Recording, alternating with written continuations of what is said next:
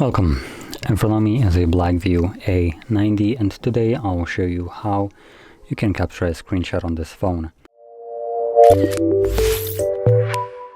So to get started, you will want to open up content that you wish to capture.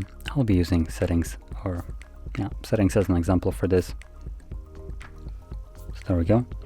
Once your content is open and visible, as it is for me, you want to hold power key and volume down at the same time. You'll have the sound, and it gives you two options: long screenshot or share. Now when it comes down to a long screenshot, this will allow you to capture basically a long version of the screenshot, a scrollable one, as you can see. There it is. So select save,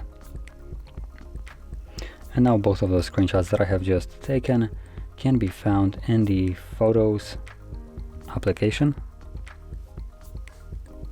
and you can see it right here. So there's the long screenshot and here's the normal one. So there we go. That is how we can capture a screenshot, and if you found this very helpful, don't forget to hit like, subscribe, and thanks for watching.